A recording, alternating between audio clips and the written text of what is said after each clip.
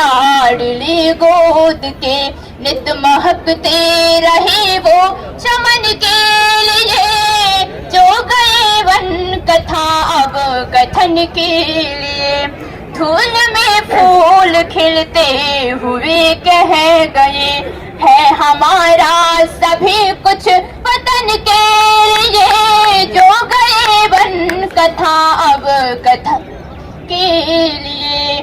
मौत की डोर को जान कर झूलना, झूलते ही गए इस चमन के लिए, जो गए वन कथा अब कथन के लिए।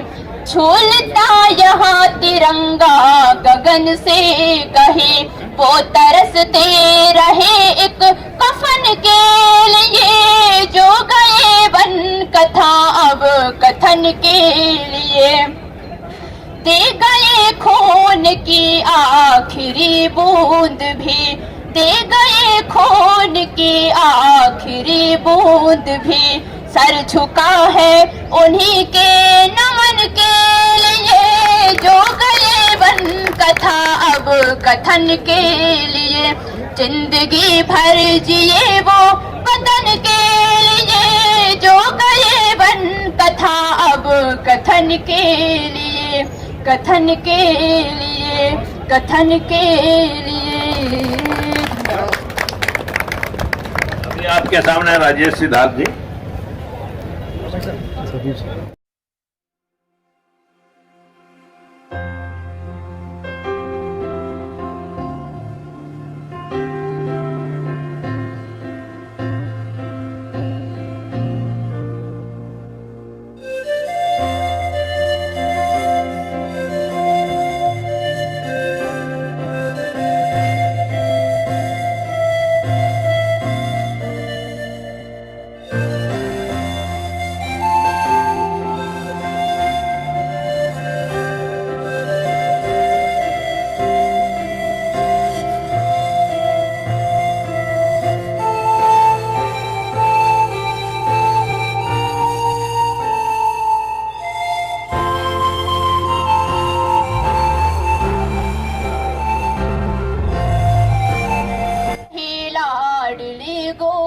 के नित महकते रहे वो चमन के लिए, जो गए वन कथा अब कथन के लिए। धूल में फूल खिलते हुए कह गए, है हमारा सभी कुछ वतन के लिए, जो गए वन कथा अब कथन के लिए। मौत की डोर को जान कर झूलना, झूलते ही गए इस चमन के लिए, जो गए वन कथा अब कथन के लिए। झूलता यहाँ तिरंगा गगन से कहीं, वो तरसते रहे एक कफन के लिए, जो गए वन कथा अब कथन के लिए। दे गए खून की आखिरी बूंद भी, दे गए खून की आखिरी बूंद भी, सर झुका है उन्हीं के नमन के लिए, जो गए वन कथा अब कथन के लिए। जिंदगी भर जिए वो वतन के लिए, जो गए वन कथा अब कथन के लिए, कथन के लिए, कथन के लिए। अभी आपके सामने राजेश सिद्धार्थ जी। नाम मेरा नाम तो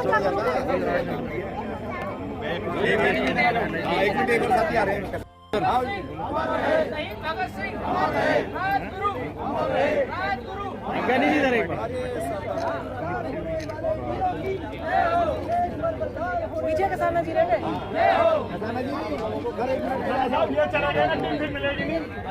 आ जाओ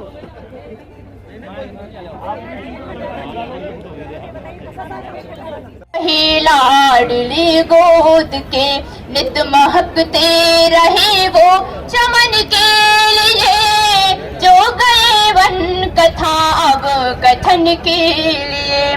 धूल में फूल खिलते हुए कह गए, है हमारा सभी कुछ वतन के लिए। जो गए बन कथा अब कथन के लिए। मौत की डोर को जान कर झूलना, झूलते ही गए इस चमन के लिए। जो गए बन कथा अब कथन के लिए। झूलता यहाँ तिरंगा गगन से कहीं, वो तरसते रहे एक कफन के लिए। जो गए बन कथा अब कथन के लिए। दे गए खून की आखिरी बूंद भी, दे गए खून की आखिरी बूंद भी।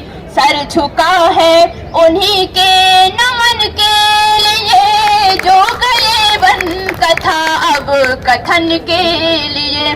जिंदगी भर जिए वो वतन के लिए। जो गए बन कथा अब कथन के लिए। कथन के लिए, कथन के लिए। अभी आपके सामने राजेश सिद्धार्थ जी। हेल्थ अच्छी हो गई है। आप एक चीज बताओ, आप अगर आप मेरी ना सुन के आप अगर किसी और के जाके आप किसी भी झुकी या कहीं पे भी आप जाके उनसे ये पूछिए कि आपको क्या फायदा है, वो बोलेंगे कि फ्री है। आप वो सिर्फ बोलने के लिए फ्री है, आपको पता है वो सिर्फ बोलने के लिए फ्री है, कुछ भी फ्री नहीं है। दलित महिलाएं जो है इस बात का ज्यादा विरोध कर रही है कि जो ठेके खोले जा रहे हैं शराब के, वो एक वार्ड में 4-4 ठेके। एक मुद्दा यह भी है बिल्कुल होने वाला है। आप एक चीज सोचो, हमारे घरों के बच्चे जहाँ पे जिनको मतलब पढ़ाई में आगे होना चाहिए, बहुत सारी चीजें हैं। अब हमारे यहाँ पे इतना कमाई का इतना स्तर नहीं है, हमारे यहाँ पे बहुत कम कमाई है, बहुत कम में हमें गुजारा करना होता है। पर उस कम में भी ये हो कि अगर वो पैसा भी खेती की तरफ जाने लगे तो हम लोगों का क्या होगा, हमारा दिनचर्या कैसे चलेगा, चल ही नहीं सकता। डिफेंड कैसे करोगे इस चीज को? हम चुनाव लड़ेंगे, हम इस चीज का बिल्कुल विरोध करते हैं, हर बंदे का हम विरोध करते हैं और हम चाहते हैं कि ये सब चीजें बंद की जाए। क्योंकि हमारे अब यहाँ पे हर महिला है, अब आप हर महिला अगर वो बच्ची नहीं है, उनके यहाँ पे पैसा नहीं है, वो जाके किसी घरों में जाके बर्तने मांगेंगे। आप सोच रहे हो अगर वो मांगने के बाद अगर उनको 2-3 हज़ार रुपए मिल रहे हैं और वो भी अगर हमसे मारपीट करके दारू के लिए मांग लिए, आजकल का बच्चा सिर्फ 1000-2000 रुपए के लिए माँ बाप के ऊपर हाथ छोड़ रहे हैं। अच्छा कहाँ तक? लेकिन दिल्ली में बहुत बड़ी बड़ी पार्टियां हैं, बीजेपी, कांग्रेस, आम आदमी पार्टी, फ्री में एजुकेशन दे रही है, वो हेल्थ दे रही है, आप कैसे टक्कर दे पाओगे उनको? अब आप एक चीज सोचिए, मैं स्टूडेंट हूँ और भी बहुत सारे हमारे घरों में बहुत सारे स्टूडेंट हैं, बट वो बच्चा सिर्फ 12वीं के बाद आगे वो करेगा क्या? आप क्यों नहीं समझ रहे? इतने लाखों रुपए आपको यूनिवर्सिटीज में आपको देने पड़ते हैं। हर यूनिवर्सिटी मतलब 2 लाख रुपए, 3 लाख रुपए। हमारे पास घर बनाने के पैसे नहीं है, आप यूनिवर्सिटी की सोच रहे हो, कर ही नहीं सकता है। सरकार कह रही है कि जहाँ झुकी वहीं मकान, फायदा तो पहुँचा रही है। कहीं नहीं पहुंचा है, आप जाके देखिए ना। आप हमसे मत पूछिए, हम तो बोलने वाले हैं, हम बोल ही रहे हैं ना। आप जाइए, आप एक बंदे को जाके पूछिए कि यहाँ पर झुग्गी है, यहाँ पर मकान का वादा किया गया था, क्या आपको मकान मिला है? आप पूछिए जाके उनसे। बाबा साहब के नाम पर नाटक चला रही है केजरीवाल सरकार। अब वो कुछ भी करें, बाबा साहब वाले ये सब खड़े हैं, हमारा झाड़ू का जो निशान है, जो चिन्ह है, वो उन्होंने लिया। उसके बाद हमारे लिए क्या किया? उनका मेन मुद्दा था कि किसी भी जिसने भी सरकारी स्तर पर एक दिन भी काम किया है उनको वहाँ पे पक्का किया जाएगा। केजरीवाल सरकार आई है 2012 के बाद और ये चीज बिल्कुल साफ है कि 2004 से लेके 2006 तक ये बंद कर दिया गया है। जो D सेक्शन है ये बंद कर दिया गया है। जब वो बंद किया गया तो उन्होंने झूठी उम्मीद पर क्यों पार्टी बनाई? तो वाल्मीकियों का रहा है, झाड़ू सफाई कर्मी रहे अधिकतर, क्या कुछ फायदा मिल रहा है केजरीवाल सरकार से वाल्मीकि समाज को? बिल्कुल भी नहीं, एक भी नहीं। आप एक चीज सोचिए, ये पकड़ लीजिए, इधर आइए, नाम बता के ये बताइए, इधर देखिए।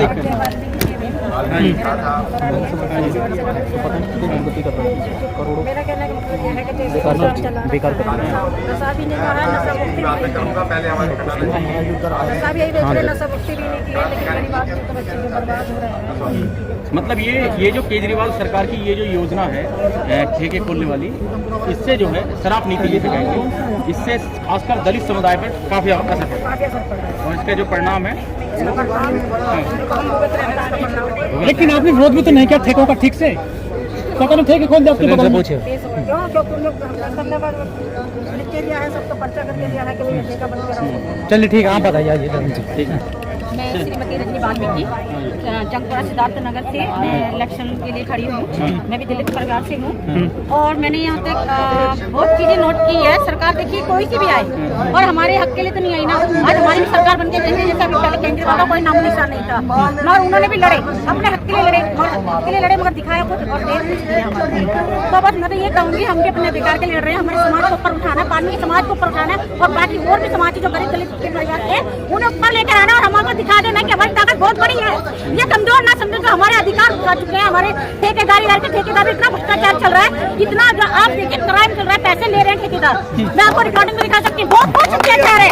तो इसलिए हमारी वाल्मीकि सरकार आना चाहती है, अपने अधिकार के लिए लड़ना चाहती है। आप सफाई करनी है, कुछ पक्के हुए आपके यहाँ? मैं खुद ठेकेदार हूँ, मैं ठेकेदारी नौकरी करती 12,000 में। मैं शौचालय पे नौकरी करती हूँ। मैंने देखा अत्याचार ठेकेदारों का। वादे करे केजरीवाल में आऊंगा, मैं पक्का करूंगा, क्या करा? कुछ नहीं करा, दिखाया खुद, दिया खुद। इसलिए अब ठेकेदारी हटेगी, हमारे को इंसाफ मिलेगा और ये सरकार आएगी। बस मैं आपसे जुटे कर सब लोग साथ में आए, इधर साथ में रहने से क्या होता है?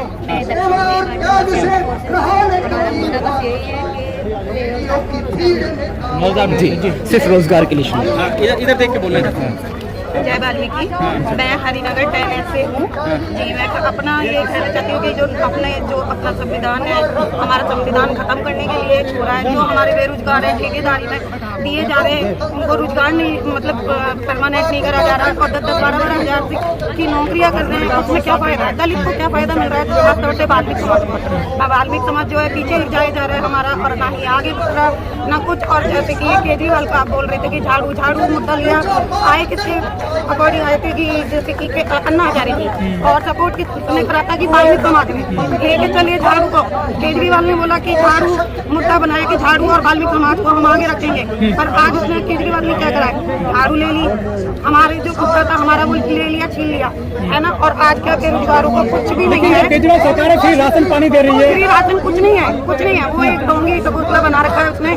तो जो हमारा लोन का पैसा मिलता है, हमारे बेरोजगारों का लोन जो मिलता है 5-5 लाख का, वो उन्हीं को ही ले रहा है और उन्हीं को दे रहा है। वो कुछ नहीं है। उनको वोट कैसे मिलता है फिर? वोट ये बस तो अंधभक्त जो बोलते हैं, अंधभक्त बने पड़े हैं अभी।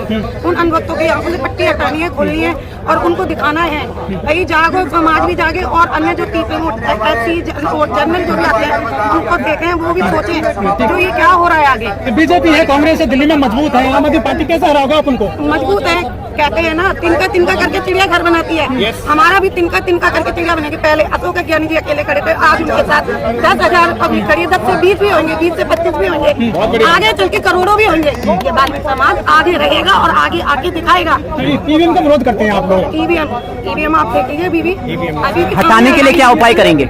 ईवीएम नहीं होना चाहिए, मेरे हिसाब से नहीं होना चाहिए। हमारे पास क्या रास्ते हैं? हमारे रास्ते ये हैं, जो अनपढ़ हैं वो नहीं समझते, उन्हों को बहलाते हैं, फुसलाते हैं कि हम ये करवाएंगे आपके साथ कि जो एससी जो चुनकर जाते हैं कोटे से, आपके विधायक कुछ वो कर रहे हैं अपने काम?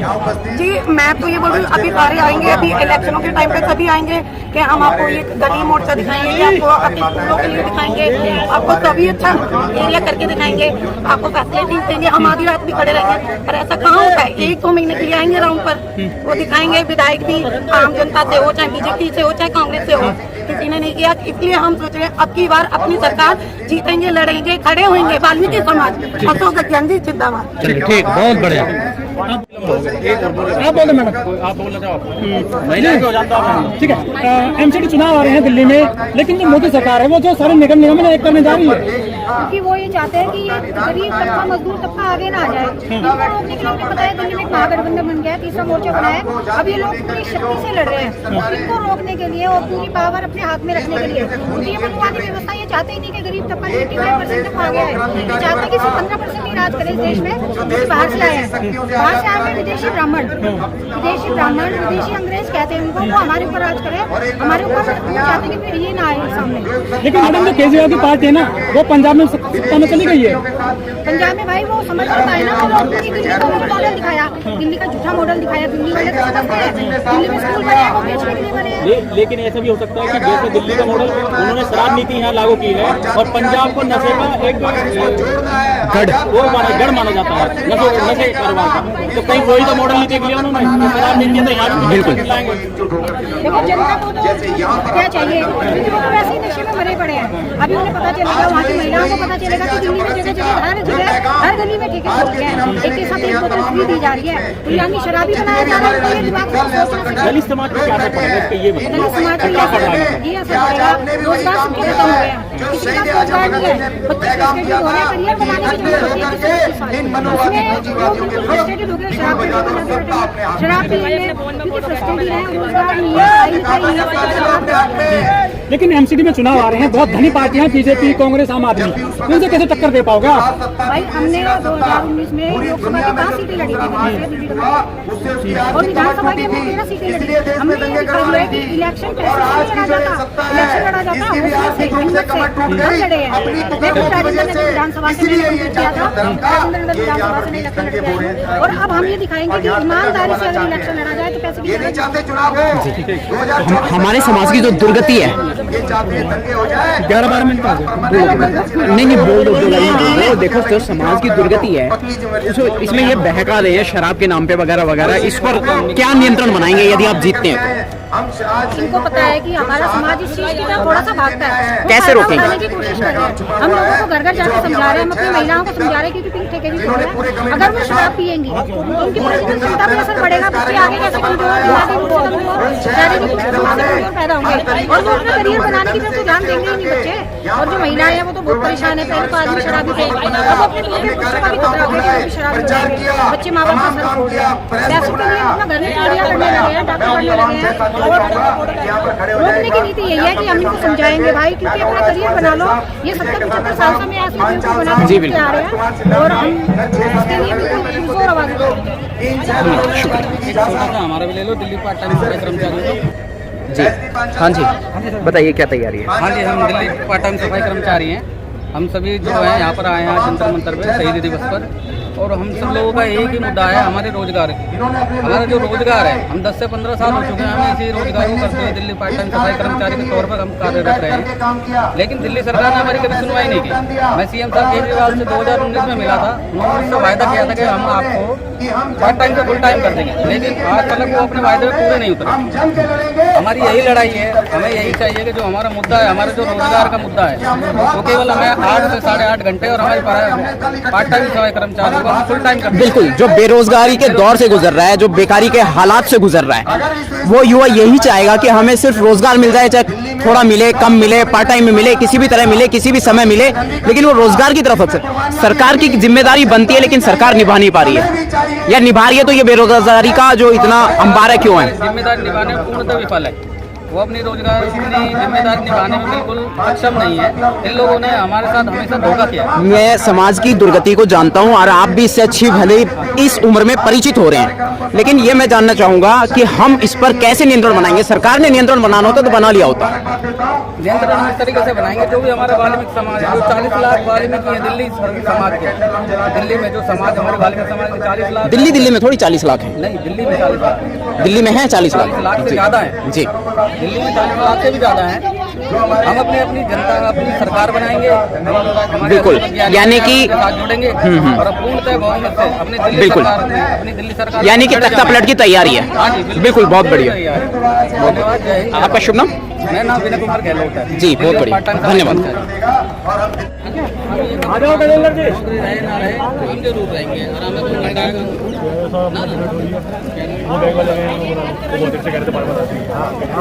अरे आ जाओ। तीसरे मोर्चे का आप लोगों ने ऐलान कर दिया। कौन नहीं है? कौन नहीं है? चलो अब ऑन हुआ, आवाज आई। ठीक, ये कौन सा प्रोग्राम? ठीक है, वो सब अलग अलग जहाँ तहाँ घेरे हुए हैं। अच्छा, मेमोरेंडम देना है अभी? मेमोरेंडम दे।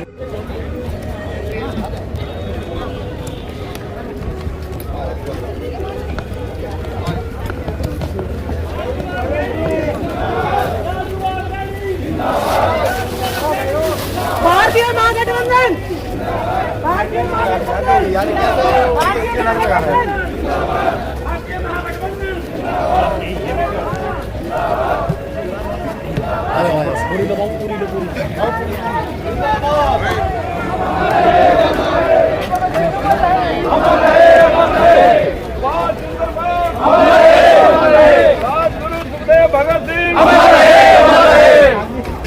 भारत माता की, भारत माता की, इनकलाब जिंदाबाद, इनकलाब जिंदाबाद, इनकलाब जिंदाबाद। शहीद भगत सिंह, शहीद भगत सिंह, शहीद भगत सिंह। आगे बोलो, खोल लो ना, खोलेंगे वो मेमोरेंडम।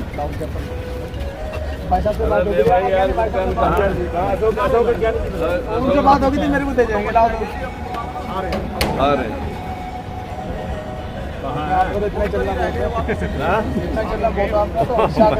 अरे अब तो हम तो इसे लंबा चलना चाहते हैं।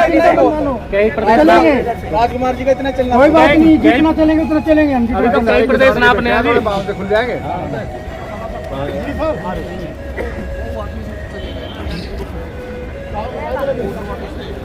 बैरिकेड लग रहे हैं नहीं आता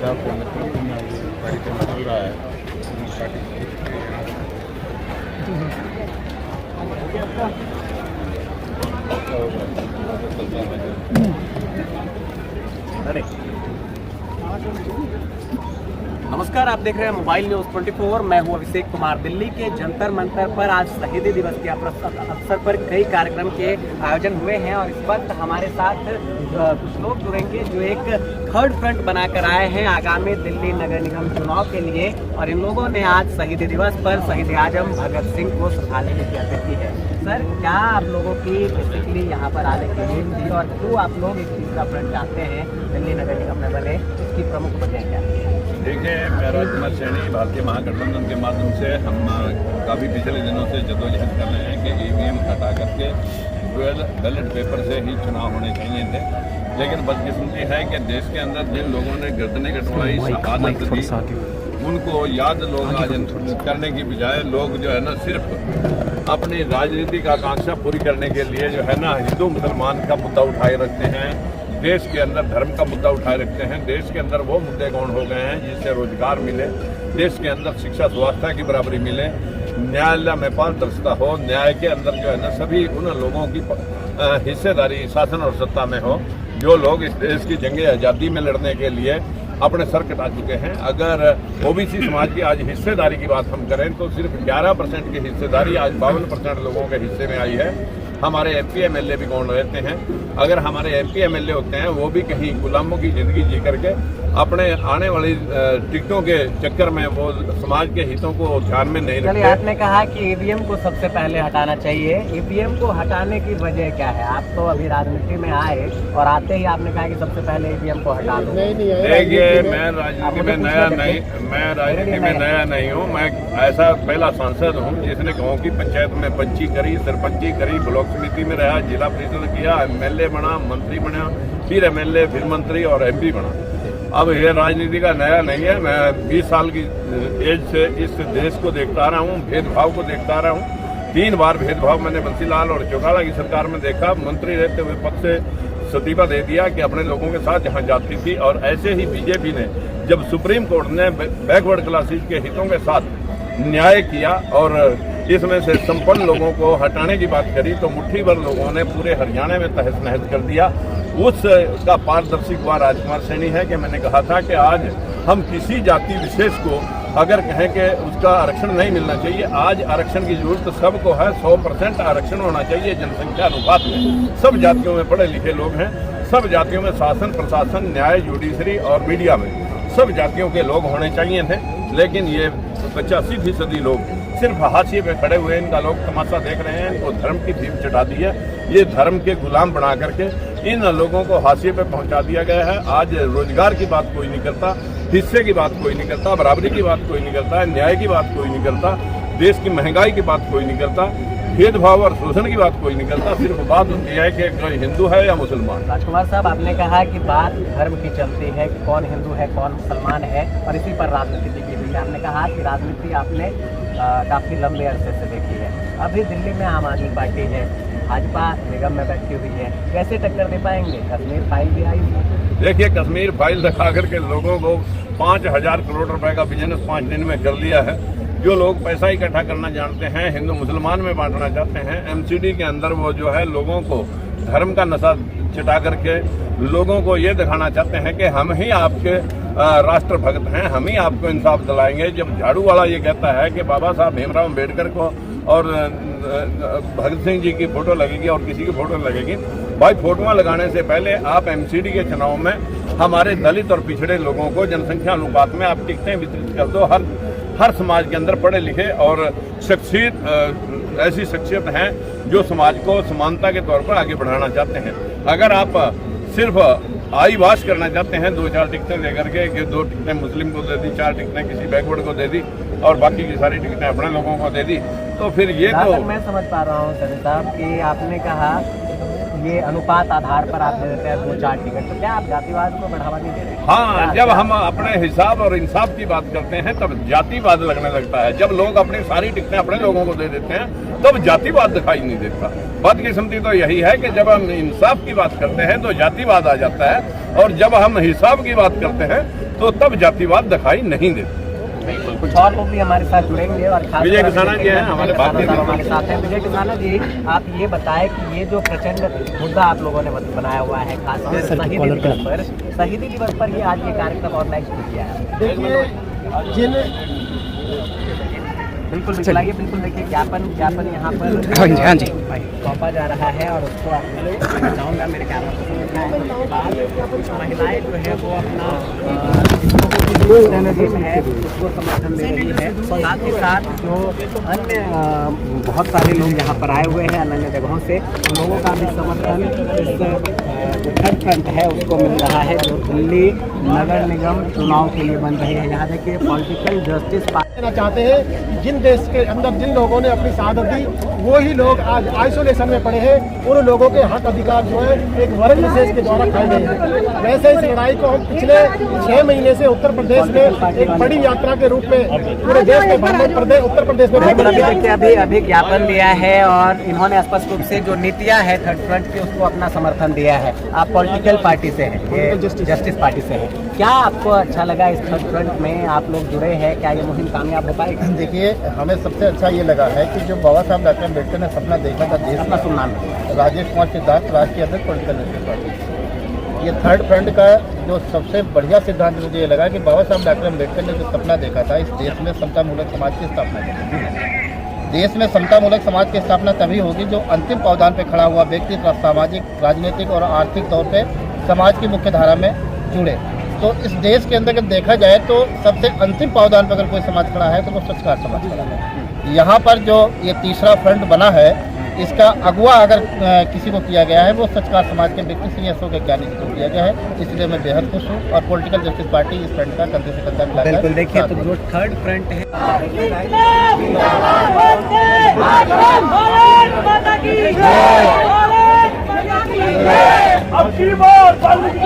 जी सर आप सवाल करेंगे पहले? लगातार ऐसी स्थिति में हमारे समाज की जो दुर्गति हो रखी है इन सारे हालात के चलते, जैसे कि अभी एक दलित की हत्या हुई है, हत्यारे खुला घूम जाते हैं, जमानत जल्दी से मिल जाती है उनको, जबकि हमारे लोगों की झूठी FIR भी दर्ज करके जिंदगियां खराब कर दी जाती हैं। इस सारा कुल मिला के मामला एट्रोसिटी का बनता है जिसमें पुलिस प्रशासन का बड़ा रोल रहता है। इस पर आप क्या कहेंगे? देखिए, आज शहीदी दिवस के अवसर पर आज जंतर मंतर पर हमारी पार्टी भारतीय वीर दल इस भारतीय महागठबंधन का जिसका दिल्ली के अंदर लीडिंग पर्सन है वाल्मीकि समाज से अशोक ज्ञानी जी, उन्हीं के नेतृत्व में दिल्ली के अंदर ये ताकत दी जा रही है और हरियाणा के अंदर फरीदाबाद में भी इसके साथ साथ एमसीडी चुनाव है जिसका नेतृत्व भारतीय विरोधी दल कर रही है। तो आपने जो सवाल उठाया कि इन सारी जितनी परिस्थितियां हैं इनसे कैसे आप टकराएंगे, कैसे आप इनसे निजात पाएंगे। देखिए, हमारा एक ही मूल मंत्र है, इस शोषित वंचित समाज को संगठित कर उस व्यवस्था पर बैठाना जहां से नीतियां बनती है, जिसके आदेश के माध्यम से ये सरकारें चलती हैं, जिसके आदेश के माध्यम से ये प्रशासन चलता है। तो इसमें पुलिस का हम कोई बहुत बड़ा दोषी नहीं मानेंगे। यहाँ पर जो सरकारें बैठी हैं, जो सत्ताएं बैठी हैं, जो व्यवस्थाएं बैठी हैं, जैसा दिशा निर्देश करती हैं वो लोग तो उसका उनका पालन करते हैं। तो हमारा जो मूल मंत्र है, तमाम लोगों को 85% लोगों को, शोषित वंचित वर्ग को, पिछड़े वर्ग को, दलित वर्ग को और अल्पसंख्यक भाइयों को भी साथ लेकर विश्वास जमाकर आज सत्ता की प्राप्ति सबसे पहला मूल मंत्र है। जिस दिन हम लोग सत्ता की प्राप्ति कर लेंगे, ये लोग तो नौकरी पैसे वाले लोग हैं, पुलिस प्रशासन वाले लोग हो या दूसरे प्रशासन के लोग हो, उस दिन आपके इशारे पे काम करेंगे और सभी को न्याय दिलवाएंगे। जितनी भी व्यवस्था अभी कह रहे हैं किसी के साथ अन्याय होता है, अत्याचार होता है, एक न्यायकारी शासन की स्थापना करने का काम है। कुल मिलाकर के आप व्यवस्था परिवर्तन की ओर कदम बढ़ा रहे हैं। जी, निश्चित तौर पर देखिए, सत्ता परिवर्तन से साथ साथ हम लोग व्यवस्था परिवर्तन की लड़ाई लड़ रहे हैं, क्योंकि आप देख रहे हैं जितने भी राजनीतिक दल ये लोग इकट्ठे हुए हैं, संगठित हुए हैं, अगर इन लोगों को राजनीति करनी होती तो किसी भी राजनीतिक पार्टी में जाकर अपनी महत्वाकांक्षाएं पूरा कर लेते। मगर ये लोग वो गैर राजनीतिक लोग हैं जो सच्चाई में पीड़ित वर्ग की रिप्रेजेंटेशन कर रहे हैं, जिन समाजों को आज प्रतिनिधित्व नहीं मिला, उनकी आवाज बनकर देश के कोने कोने में बड़ी ताकत बनाकर आज इस लड़ाई को लड़ने का काम कर रहे हैं। जी, हमें सफलता मिलने की कुछ संभावनाएं हैं या ऐसा लगता है कि जैसा चलता आ रहा है ऐसा ही चलता रहेगा? देखिए, अगर उम्मीद नहीं होती तो आज हम लोग उत्तर प्रदेश में इतनी बड़ी निराशा और हताशा लगने के बाद भी पुनः संगठित होकर दिल्ली के अंदर एमसीडी चुनाव में, हरियाणा फरीदाबाद के अंदर एमसीडी चुनाव में, निगम के चुनाव में, और हमारी पार्टी ग्वालियर के अंदर मध्य प्रदेश में जो बड़ा कैडर है वहाँ पर लड़ने जा रही है। हमें हतोत्साहित होने की जरूरत नहीं है। परिवर्तन एक दिन में नहीं होते। बाबा साहब ने अपना जीवन निकाल दिया डॉक्टर अम्बेडकर की विचारधारा को, उन्हीं के सपनों को पूरा करने के लिए, आज सरदार पटेल के सपनों को साकार करने के लिए, वीर विजय सिंह पथिक जी के सपनों को साकार करने के लिए आज ये भारतीय महागठबंधन, भारतीय विरोधी दल उसका हिस्सेदार बनकर इस लड़ाई को जीतने के लिए लड़ रहा है और पूरी आशा और उम्मीद के साथ इस लड़ाई को हम जीत के रहेंगे, क्योंकि हम लोग उनका रिप्रेजेंटेशन करते हैं जो लोग हक अधिकार से वंचित रहे हैं। और जब ये वंचित वर्ग लड़ता है तो अपने अधिकार प्राप्त करता है। हमारे समाज की तादाद देखते हुए वोट को हैक किया जाता है, यानी वोटों पर कब्जा किया जाता है, वोटों को जबरदस्ती से एक तरफा बहा दिया जाता है। दूसरी बात है कि शराब जो वर्तमान समय में सरकार की जिम्मेदारी बनती है कि भाई शराब बंदी होनी चाहिए, लेकिन यहाँ तो शराब का ग्राफ ज्यादा बढ़ा दिया गया, शराब की मात्रा ज्यादा मात्रा में सुलभ तरीके से जनता तक पहुंचाने की कोशिश की जा रही है। जी, देखिए, इस पर क्या कहेंगे? इस सरकार का, इस व्यवस्था का जो केंद्र में बैठी है और दिल्ली प्रदेश के अंदर बैठी है, इसका दो ही रोल है। लोगों को धर्मांध बनाओ, लोगों को भिखारी बनाओ, लोगों को इस हालात में पहुंचाता को वो केवल रोटी के लिए, केवल अनाज के लिए अपना वोट देना शुरू कर दें। तो इस व्यवस्था के हम नौजवानों के माध्यम से एक कैडराइज टीम बनाकर पूरे देश में एक मिशन चला रहे हैं। ये राजनीतिक दल नहीं, एक मिशन है। मिशन के माध्यम से लोगों को, गुलाम काल में भी यही हालत हो गई थी, लोग धूप में खड़े हुए लोगों को छाया की बात करते थे तो वो भी ये कहते थे कि इसके बदले मुझे क्या मिलेगा।